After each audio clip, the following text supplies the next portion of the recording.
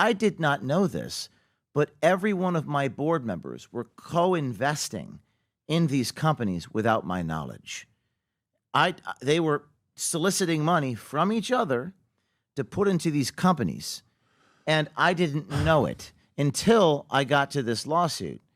And this is an ongoing lawsuit. He found it. This is the clip. If you want to play that clip, Rob, about 3 or 4 companies, you just had it. Yep. Go for it. The only thing that has changed is that we broke the biggest story in our organization's history.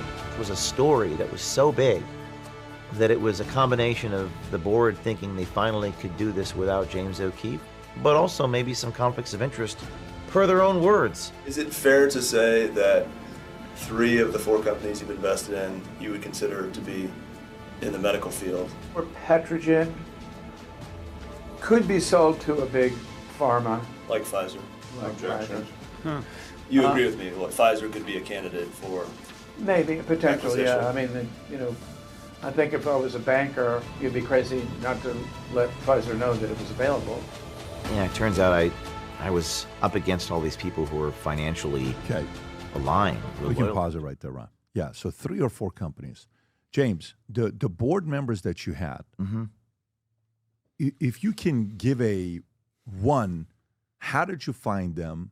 2, profile, because if I'm on your board and you're having to raise $2 million a month, because this thing takes a lot of work. The whole $24 million you were talking about, they said, well, we want you to stop raising money. How the hell do you want the company to run if we can't raise the money? Right. Yeah. Yes. So if you bring these guys in, don't they have to be 100% locked in to realize who you are? Like, everybody knows, what you're going to do and what you're not going. You're an acorn guy. When you drop that whole acorn story, going to an event with an underage hooker that you showed up to as a pimp. Awesome pimp. Yeah. Come on in. And I think you were with Breitbart at that time, if I'm not mistaken. That's right. Yes. Yeah. Yes. So don't these guys who are part of your board members know who they have as the product that they're marketing? The problem was nobody was willing to be on my board. The people that I trusted and respected the most said, I can't be on your board. I got you. I'll write you a $100,000 check. I'm just not going to be on the board. This is a nonprofit, tax-deductible money. Yeah. Someone even wrote us a $500,000 check, but he says, I can't be on your board because it's too risky for me. The liabilities, Pat, of what I do approach infinity.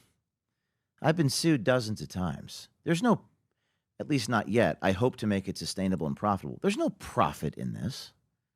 You can't become wealthy doing this. Why? Because you get sued so much. And the legal fees on the balance sheet, the liabilities always outweigh the assets. So you have to be a little nuts, at least in the right way, to do this. You have to be. You're fully not. No, you are. You're qualified to be. In certain ways, I am. Yeah. But the problem is if you self-interest is a very powerful motivator for people, and the instinct for self-preservation is extremely powerful. So when you get raided by the FBI, which we were in 2021, a year before this happened, and you're getting sued by everybody. The problem is if you're not messianic, if you're not mission-driven, corruption. Why would you let them be on your board? So that was my mistake. I did not discern this, and I had a founders board. I knew these guys from 10 years prior, right? When I was scrapping, when I had nothing, and they were willing. So the mistake that I made is they were willing to be on the board, and I said okay. And I couldn't find anybody. The hardest thing about how many do you need? What's that? How many board members do you need? 501c3s require a minimum of 3, but you really should have 5 optically. Oversight. How many did you have at the peak? I had 3 at Project Veritas, 501c3, and then I had 3 at 501c4, and they combined the boards when they did this. They just put everyone on the same board. So 6. That's an even number, though. Is it a 6 equal voting, or the one that votes on a 501c4 doesn't have influence over the 501c3? There were only 3 board members when they did this, and it was a 2-to-1 vote. Just a 2-to-1 vote. Who was the one? Well, I was the third board member, so I was opposed, of course, to this. So it was Tiermont and Garvey, John Garvey. And then they combined the other board, which was George Skakel and Joe Barton and a man named Steve Olemic, who's now deceased. So it became 4-to-1. It became 5-to-1. 5-to-1.